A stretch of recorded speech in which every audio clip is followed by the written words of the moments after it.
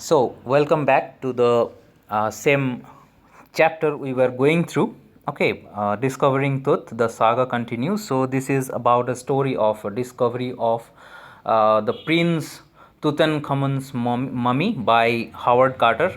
Okay, so you know that Howard Carter discovered it in 1922, and as of now, the so far we have read this chapter, we know that he was trying to recover the body of the mummy of Tutankhamun from that coffin. He was trying to separate the dead body of Tutankhamun from that coffin, but you know that since there were ritualistic resins inside it, okay, and these resins, what it did is that it actually cemented the body of Tutankhamun with the coffin. Now trying to separate it from that coffin will easily break that mummy into pieces. Okay, I am going to show you that how fragile or how breakable this mummy is.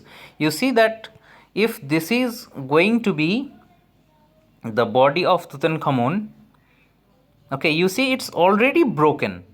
Okay, it's already broken into pieces, so it's not a very wholesome thing. Okay, it's easily breakable. It can so trying to separate this dead body from that coffin was a mistake made by Howard Carter. He was trying to separate it from the coffin. Okay, so you see that this is a very fragile thing. All the things have already dried up. There is no muscles, nothing. Okay, so going back to the text. So after months of recording these funerary treasures and everything, he ultimately reached that small coffin, and he was trying to separate it from the coffin. He was trying to separate the body from the coffin. And now you know that these mummies, as I have told you earlier, that these are very meticulously preserved dead bodies. Okay, so that if these things are exposed to natural elements like sunlight, like rain, like extreme cold, extreme heat, moisture, what will happen? These things, these artifacts will begin to decompose. These will begin to break off into pieces. Okay, and it will be destroyed. But Howard Carter never knew it, because in those times, in 1922, our researches were not that advanced, our instruments were not that advanced, so that we can save it. So what he did is that the sun can beat down like a hammer this far south of Egypt. You know that Egypt is a very hot country, okay, because it lies in the equatorial region, northern part of Africa, and it's a very dry country also. It's actually a desert region. Okay, only because of river Nile, the civilization alongside river Nile grew up, but actually uh, it is indeed a very dry country. So sun there can beat down like a hammer, means that sunlight was blazing, it was very hot. And what Carter did, he tried to use it to loosen the resin. So Howard Carter thought that keeping this mummy in the broad sunlight, in that hot sunlight, might help to get the body loose from that coffin, because that body was already stuck within that coffin. Okay, for several hours he set the mummy outside in blazing sunshine. So what he did is that he kept that dead body outside into the sunshine for several hours. And what will happen eventually? This heat, this outside elements, dust, heat, sunlight, okay, and also different kinds of germs and bacteria will begin to decompose that dead body. Okay, so it will destroy that historical artifact, but Howard Carter didn't knew it. So what he did, he heated it to 149 degrees Fahrenheit. Okay, nothing budged and nothing moved, or nothing happened to that body, nothing changed actually, means that resins were as it is, it was stuck within that coffin. He reported with scientific detachment that the consolidated material had to be chiseled away from beneath the limbs and trunk before it was possible to raise the king's remains. So what he did then is another mistake, another major mistake. He what he did, he used a chisel. What do you know what a chisel is? Chisel means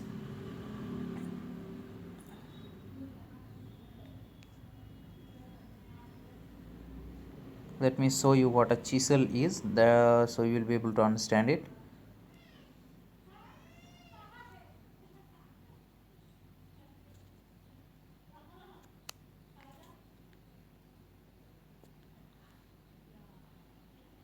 Chisel is this instrument. Okay, there are different shapes and sizes. Okay, you know that carpenters use it, historians also use it, architects also use it. Okay, architects use it. Why? Because you see these structures, this kind of structures are made from chisel, cutting the stone. Okay, these historical things are made out of chisels, cutting the stone with a chisel and a hammer. Okay, so coming back again to the chapter, so what he did, he used that chisel. So chisel is a noun and the verb form of it is chiseled. So he used a hammer and a chisel to take out the dead body of Tutankhamun away from that trunk. So what Howard Carter did is he chiseled away the dead body. Okay, I can show you the picture here. If you see the picture, you will be able to understand. So this dead body that we are seeing today in this picture, okay, this was actually separated by that archaeologist Howard Carter from its coffin.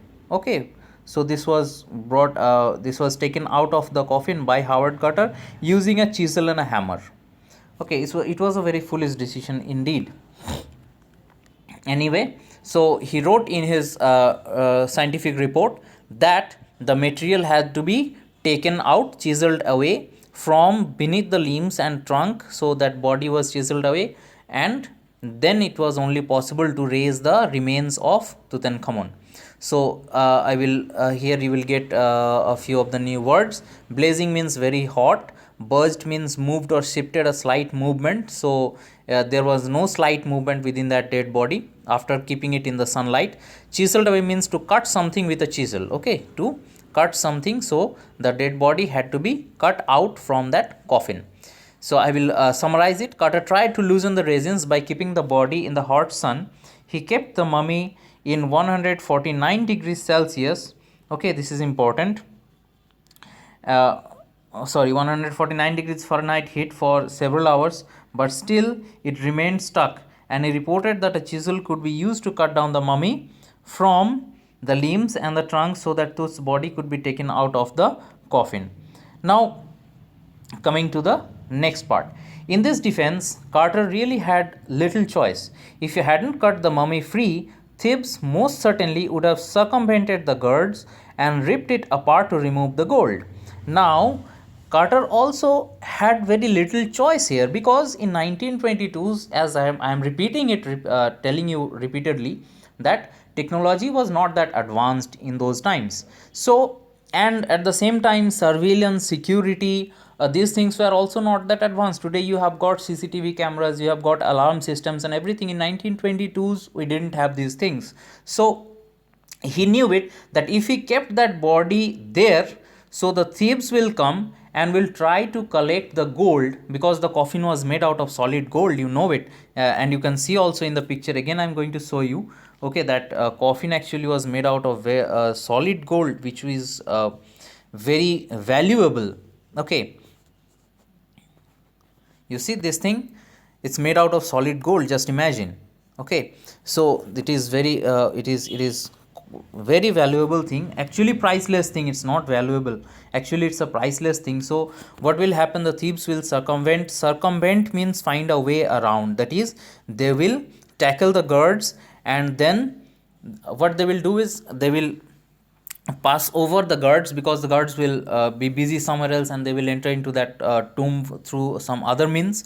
Okay, and what they will do, they will rip that dead body apart to remove the gold. To take that gold away, they will remove that body of Tutankhamun, and ultimately that artifact, that historical evidence, that which is very important, a very is what should I say, is a priceless of thing of history, will be destroyed completely. So Howard Carter had no other choice but to cut out Tutankhamun's body from there. In Tut's time, the royals were fabulously wealthy. Okay, so in Tutankhamun's time, here you see it's written in a very short, yes, in Tuts time. So Tuts time means here in Tutankhamun's time. Okay, in Tutankhamun's time, the royals were fabulously wealthy. Fabulously wealthy means very wealthy. Okay, and they thought or hoped they would take their riches with them. And as you know that this is so, these people thought that they will take their riches with them. Take their riches with them means they will take their uh,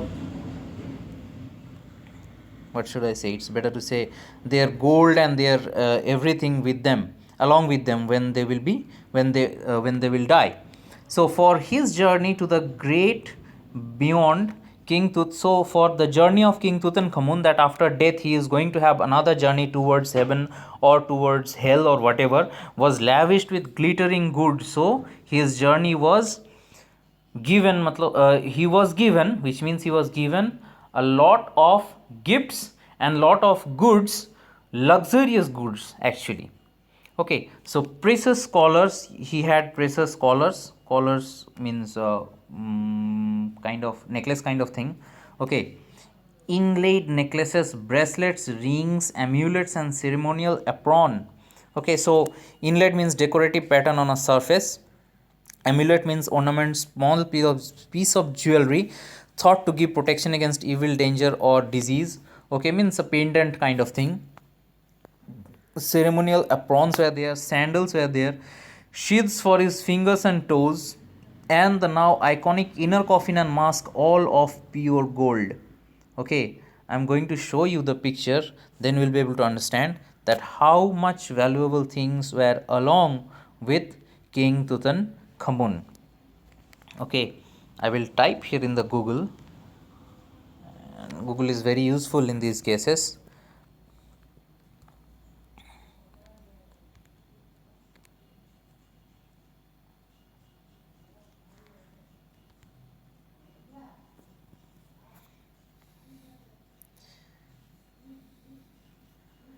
Or let's write ornaments.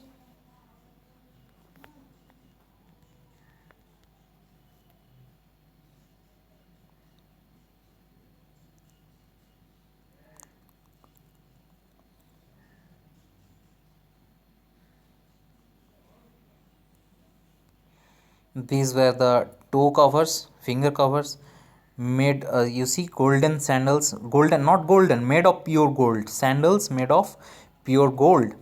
Okay, these, and then we have the ornaments like this. Okay, collars, amulets, and everything.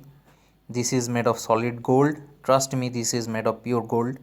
Okay, so these are some of the examples that some of the pictures that King Tutankhamun or the Pharaoh Tutankhamun carried with him. Okay, means that after his death, into his coffin these things were kept actually.